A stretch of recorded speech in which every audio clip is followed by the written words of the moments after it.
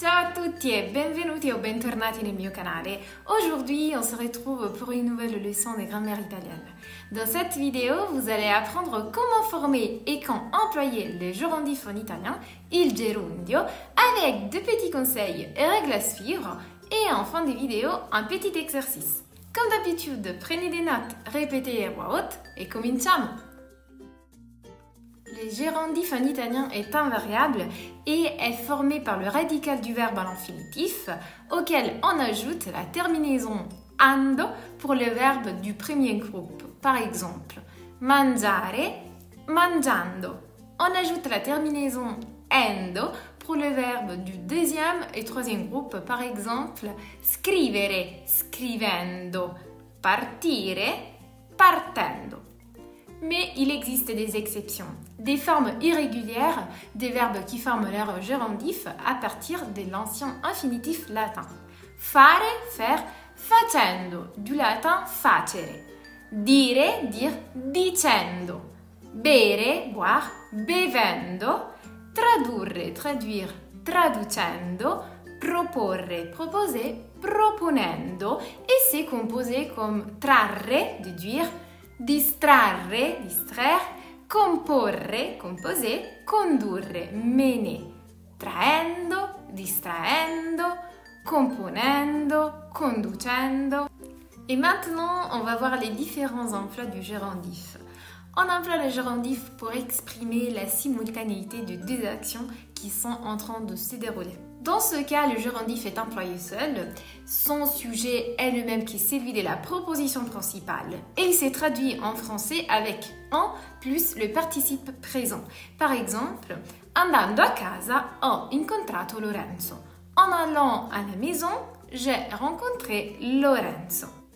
Mais si les sujets des deux actions sont différents, en français on emploie les participes présents et en italien on utilisera une proposition introduite par che ou mentre pendant que.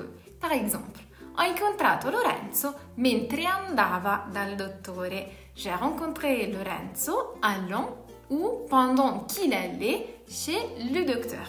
Et on emploie le gerundif pour exprimer une cause. Par exemple, lavorando tutto il giorno, Aurora è molto stanca. En travaillant toute la journée, Aurora est très fatiguée. Dans ce cas, le gerundif, on peut le remplacer par siccome, comme. Siccome aveva lavorato tutto il giorno, comme elle avait travaillé toute la journée, parce qu'il exprime une cause. Mais le gerundif peut exprimer aussi une hypothèse. Par exemple, leggendo di più, ti esprimeresti meglio. En lisant davantage, tu t'exprimerais mieux. Et encore, le gerundif peut exprimer également une opposition, précédée de pour, tout temps. Par exemple, pur essendo stanco, Marco è uscito. Tout en étant fatigué, Marco est sorti. Et maintenant, on va voir le gerundif avec la forme progressive de verbe. La forme progressive être en train de est exprimée en italien par le verbe stare suivi du gerundif. Par exemple, in questo momento Maria sta leggendo un libro. En ce moment, Maria est en train de lire un livre. Au passé peut exprimer une action qui était en train de se dérouler, interrompue par une autre. Par exemple, stava ascoltando la musica quando il telefono ha squillato. Il était en train d'écouter de la musique quand le téléphone a sonné. Et comment forme-t-on le gerundif passé? La règle de base pour construire le gerundif passé en italien est de prendre l'auxiliaire avoir ou être au gerundif présent, avendo et essendo, et d'ajouter le participe passé. Par exemple, avendo studiato molto, hai preso un bel voto. En ayant étudié beaucoup, tu as pris une belle note. Et avant de conclure, une autre chose importante à retenir, faites attention, les pronoms réfléchis COD, COI s'attachent au gerundif. Par exemple, chiamandola per nome si è girata. En l'appelant par son prénom, elle s'est tournée. Ou encore, comprandole i fiori l'ha resa felice.